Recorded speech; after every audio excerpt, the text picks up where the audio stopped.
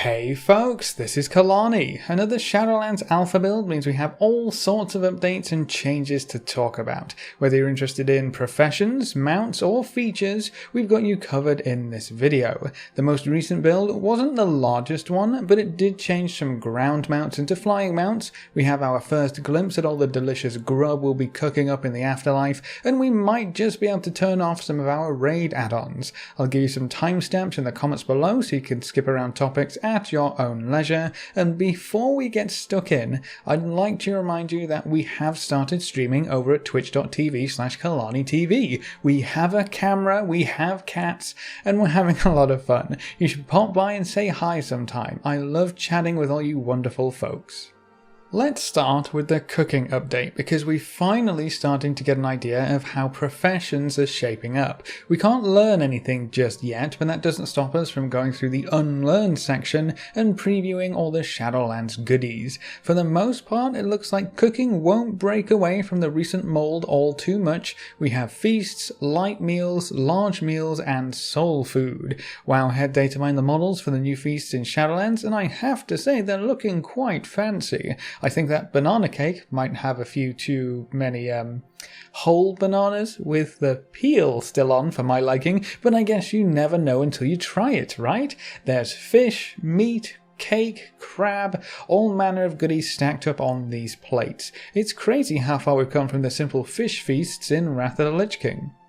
The feasts will currently provide you with 15 in a stat or 11 in a stat, so we start off with 2 tiers of feasts right from the get-go. I guess the surprisingly palatable feast, that's the 11 stat one, doesn't it sound delicious, will be used for dungeons and maybe easier raid bosses, while the Feast of Gluttonous Hedonism, that's the 15 stat one, will be saved for the harder bosses, bit more expensive. It does look like both feasts will use a lot of different materials, so be sure to tell your guildies to save up all their meat and fish to help those feasts along. The light meals will provide you with 5 crit, haste, verse, or mastery, so every secondary stat covered once again, or 13 stamina if you prefer that. And there's also an option for health and mana recovery food in case you can't get a hold of your local mage food dispensary. Some of the names are quite delightful. I can't imagine running into any issues consuming a pickled meat smoothie. Oh boy, can't wait to get some of those biscuits and caviar too. The large meals are the same thing, just higher stat values. You're up to 7 crit, haste, verse, or mastery, or 44 stamina? That's a bit of a big leap for the stam buff food, so I imagine these values are probably not final yet. Everything is alpha, subject to change, etc, etc. And then another option for health and mana food recovery as well, but double the value of the light meal option. Again, 2k health or 4k health over 20 seconds is also way too low to be of use to anyone in Shadowlands, so we will likely see a lot of changes to the actual values of these cooking recipes before the expansion goes live, but the overall layout seems very similar. Every secondary stat covered, 2 tiers of food, stamina option, and you can pick and choose which one you want to use. Cheap stuff for whenever you want, expensive one for raid, or probably just the feast for raid. We'll see how it goes, but nothing too special here. But the soul food is a completely different story. We have 4 soul food options so far. The Quiet Hounds will give you a ghostly appearance because I guess being in the afterlife just wasn't enough. We need to look all ghastly and see-through as well. We can't test it sadly to see what it actually does, but I imagine this will just give us a look similar to our old spirit forms when we die. You get a new model now when you die in Shadowlands, so this will be a cool way of giving us the older death option back too. Fried bonefish has an effect that might sound familiar to those of you who have been playing for a few expansions. A well-fed buff that gives you a speed bonus when you kill an enemy. It's Bear Tartar all over again. Again, we can't test it to see how big the speed boost is, but any speed boost will be welcome when you're running through an old raid and every trash kill is a mini sprint. Bear Tartar was a huge convenience buff, and it looks like it's making a comeback with these fried bonefish in the Shadowlands expansion. Exciting stuff.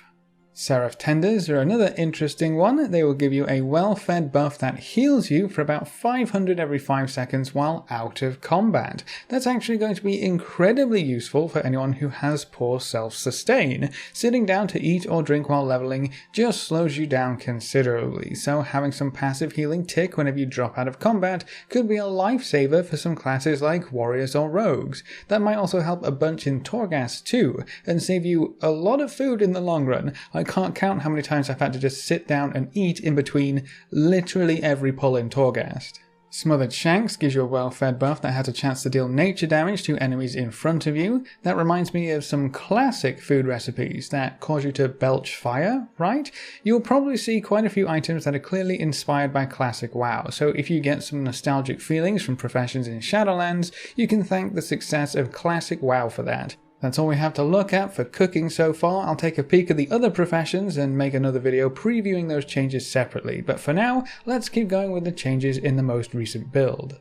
Another really interesting addition in the latest build is the countdown command. You know how, for the most part, raiders will always have one of two add-ons installed, Deadly Boss Mods or Bigwigs? Those are the two big boss mod add-ons right now, and they're almost required for endgame raiding for a few reasons. They have timers that will help you be proactive towards boss abilities, phases, transitions, etc., instead of you having to rely entirely on your reactions, and then for the longest time they were the only add-ons in the game which allowed you to send a raid-wide countdown for your pull timer. It sounds so simple, yet without a countdown timer, how can you expect your raid to all start combat at the same time? Someone typing out in one long string never works. Trust me, I've seen many pugs actually try it, but that won't be necessary anymore. If you type /countdown10, a countdown timer for 10 seconds will be sent to your group. This works for groups of 2, groups of 5, full raid groups, you name it.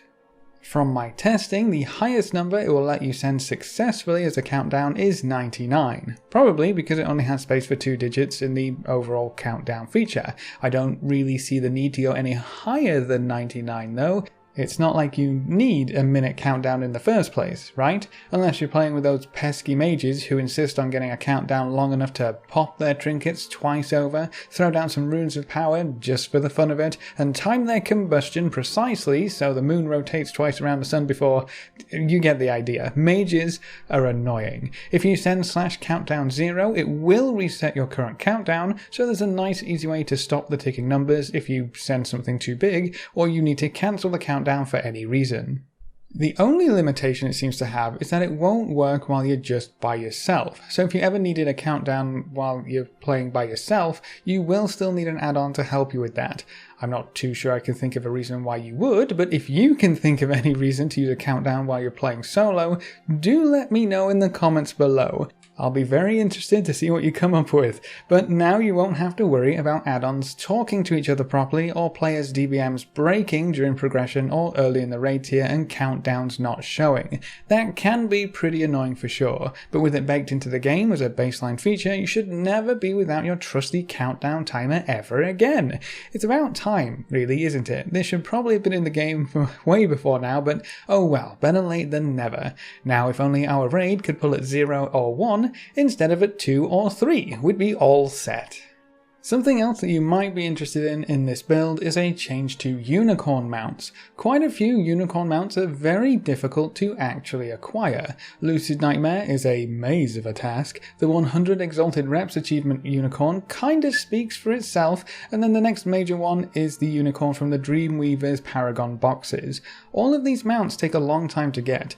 Don't you just wish they could fly? Well, now they can, or at least in Shadowlands they can. They don't get to sprout wings or anything super special, but they can prance through the sky as if they had their very own rainbow road to run along. These aren't the first horses to be allowed to trot through the air, and I'm sure they won't be the last, but if the vertical limitations were stopping you from running around on them, you can whip them out again once Shadowlands arrives and never have to worry about leaving them behind when flying is finally unlocked for yet another expansion. Pretty sure they're going with the Pathfinder achievement again in Shadowlands, so, 2 or 3 patches down the road we'll get flying and we'll go to the skies again, huzzah. But until then you should still be able to fly around on them in every other area where you can fly. Remember that we will see some extra unicorn mounts thrown into the game as well, some from Bastion and some from Ardenweald, I believe, that we know of so far anyway. So even if you don't have any unicorns available in game just yet, Shadowlands should give you an opportunity to pick some up fairly easily.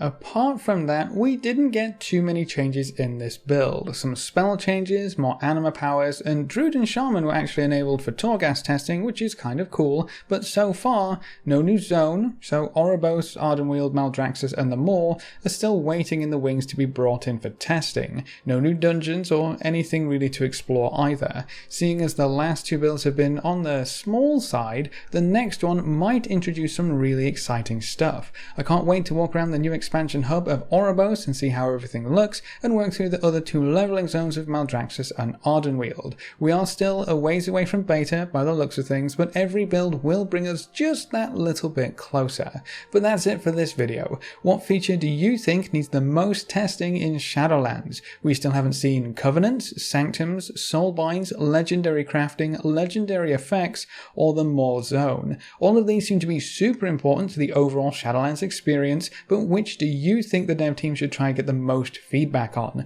Leave all your thoughts in the comment section below. Be sure to stop by our live stream, twitch.tv/KalaniTV. We plan to stream for the foreseeable future, and we're live every Tuesday, Wednesday, Friday, and Saturday, so swing by sometime and say hi. A big thank you to all of our supporters over on Patreon and our subscribers on Twitch. You can see their names floating by on screen. If you want to join these lovely guys and gals, you can find a link in the description below. Remember to leave a like just below the video before you leave. If you want to see more, make sure to subscribe. But apart from that, thanks for watching folks, good luck and have fun, and as always I'll see you next time.